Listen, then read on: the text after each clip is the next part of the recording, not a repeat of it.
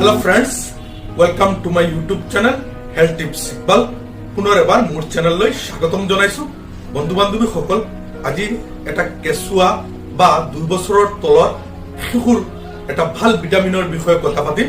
আপোনালোকে স্ক্ৰীনত ধুনীয়াকৈ দেখি আছে হেল্থকে বহুত ভিউৱাৰ্ছে হেল্থকে কেঁচুৱা বা শিশু খুৱাইছে। হেল্থকে নামতো গম পাইছে স্বাস্থ্য ভালে ৰাখে, স্বাস্থ্য ঠিকে ৰাখে। হেল্থকে ড্ৰপ বেনিফিট কি কি অসুবিধা হলে কেঁচুৱা খুৱাব পাৰিব, শিশু খুৱাব পাৰিব, ডোজ কেনেকুৱা, কিবা সাইড ইফেক্ট আছে নেকি, কোম্পানী কি, প্ৰাইচ কি, গোটেইখিনি মই বিতংভাৱে আলোচনা কৰিম। মই সদায় সৎ আৰু ৰিয়েল কথাখিনি লৈ আহো আৰু ভাল ভাল কোম্পানীৰ ৰিভিউ দিওঁ। মই Iqbal Hussain, community medical service and essential doc trainer. বন্ধু বান্ধৱীসকল, হেল্থকে ড্ৰপ বহুত ভাল কোম্পানী, বহুত পুৰণা কোম্পানী, মেনকাইণ্ড কোম্পানীয়ে বনাইছে আৰু এটা বটলত 15 ml থাকে। তাৰ মূল্য হল 50 টকা। হেল্থকে ড্ৰপ আপোনালোকক মই স্ক্ৰীনত ধুনীয়াকৈ দেখুৱাইছো। ভেজিটেৰিয়ান চিন আছে। হেল্থকে এসেনশিয়েল এমাইনো এসিড দিয়া হৈছে, ভিটামিন দিয়া হৈছে। এটা কেঁচুৱা বা 2 বছৰৰ তলৰ শিশুৰ লাগতিয়াল ভিটামিন ইয়াত দিয়া হৈছে। এটা কেঁচুৱা বা শিশুৰ কেতিয়াবা দেখা যায় সময়মতে খাদ্যবস্তু নাখায় বা সৰু কেঁচুৱা হলে গাখীৰ খাব ইচ্ছা নকৰে বা শিশু খাদ্য খাবলৈ ইচ্ছা নকৰে, তেতিয়া লাহে লাহে স্বাস্থ্যটো বেয়াৰ ফালে যায়, ওজন কমি যায়। তেনেকুৱা কণ্ডিশ্যনত হেল্থকে ড্ৰপ কেঁচুৱা বা শিশু খুৱাব পাৰিব।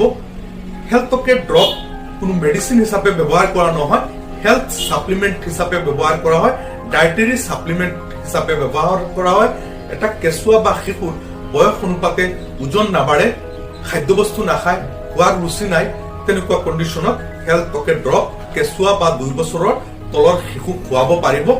ইয়াত এমিনো এচিড দিয়া হৈছে।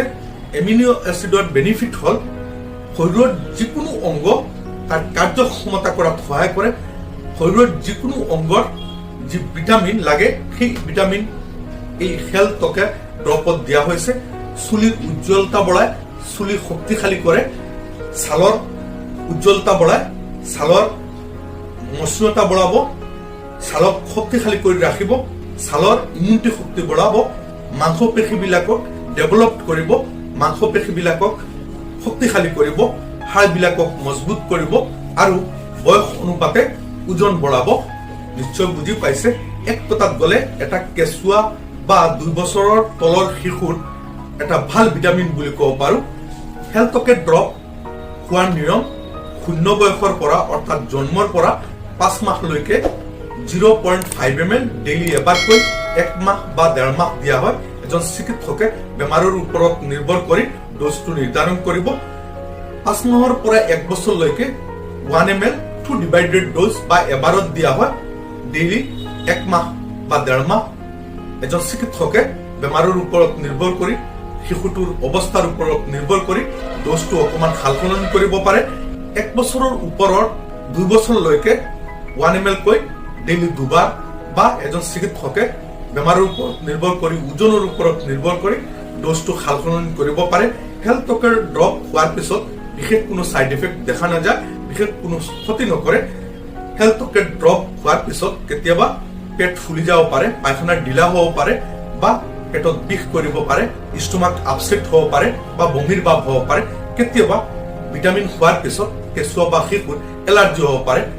বিশেষ কোনো সাইড ইফেক্ট দেখা নাযায় আৰু একেবাৰে কম সংখ্যক শিশু বা কেঁচুৱাৰ এনেকুৱা হয়। যদি এনেকুৱা হয় চিকিৎসকৰ পৰামৰ্শ ল'ব।